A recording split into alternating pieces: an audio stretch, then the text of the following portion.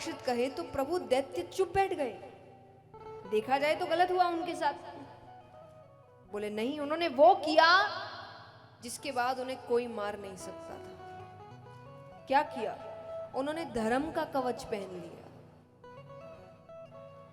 दैत्य ब्रह्मचर्य का पालन करने लगे, यज्ञ आदि करने लगे।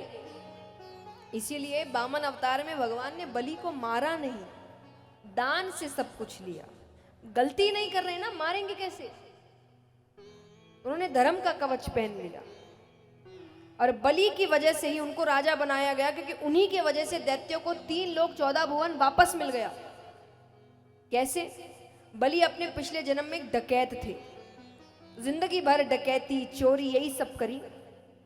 सिर्फ एक बार रास्ते से कहीं जा रहे थे, एक भूखा कुत्ता मिलता है तो उसको रोटी खिलाते हैं। उस कार्य को करने में 24 मिनट लगे थे। अब समय बीता, मृत्यु आई, ऊपर गए। यमराज ने कहा कितने पाप कितने पुण्य? चित्रगुप्त कहे जिंदगी भर पाप ही पाप, केवल 24 मिनट का पुण्य। भूखे को खाना खिलाया था। तो वो पूछते हैं पहले क्या भोगना चाहते हो, पाप की पुण्य? सामने से शुक्राचार्य जी जा रहे हैं, मानो उनको एक मोहरा दिख गया कि ये वापस मुझे जिता सकता है। उन्होंने कहा कह दो पुण्य, और बलि को लगा ये मुझे बचा सकता है। उसने कहा पुण्य। स्वर्ग में क्या होता है? आपकी इच्छाएं पूरी होती है। तो उनसे कहा गया क्या करना है? शुक्राचार्य जी ने कहा कह दो इंद्रासन पर बैठना है। उन्होंने कहा इंद्रासन पर बैठना है। इंद्र को समझाया गया, 24 मिनट की बात है, तो उनको बैठाया गया। अब बैठने से पहले शुक्राचार्य जी ने उनके कानों में कुछ कहा। उन्होंने कहा वैसा ही करूंगा, पर बैठते ही बुद्धि घूम गई। धन दौलत नाम शोहरत पद प्रतिष्ठा ये चीजें ऐसी है जिसको मिल जाए उसकी बुद्धि फिर जाती है। वो भूल गया उसको क्या करना है। अब वो अप्सराओं से कह रहा है नृत्य करके दिखाओ, भोजन लेकर आओ, ये करो, सेवक कहाँ है, ऐसा 10 से 12 मिनट उसने ऐसे ही बर्बाद कर दिया। शुक्राचार्य जी कहे क्या करने को भेजा था? और तो नीचे एक छोटा सा पत्थर रखा था, शुक्राचार्य जी ने उठाया और उसके सर पर खींच कर मारा।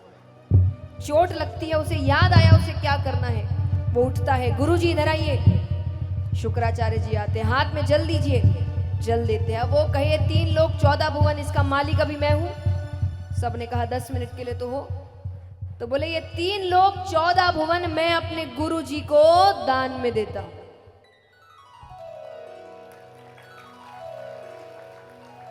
3 लोक 14 भुवन शुक्राचार्य जी को दान में दे दिया।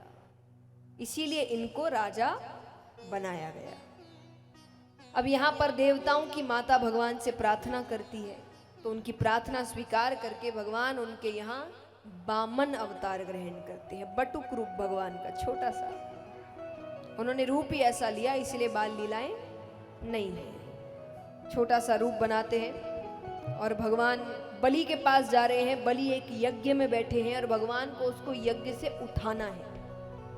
तो भगवान दान के लिए आवाज कर रहे हैं। बलि उठते हैं। शुक्राचार्य जी ने कहा जितना करना था कर दिया, अब यज्ञ में बैठ जाओ। वो फिर बैठ गए। तब भगवान आवाज लगा रहे हैं, कितने सुंदर तरीके से। भगवान कितनी बार बताने की कोशिश करते हैं मैं आसपास ही हूं, पर हम पर संसार की ऐसी पट्टी बंदी है कि हमें समझ नहीं आता।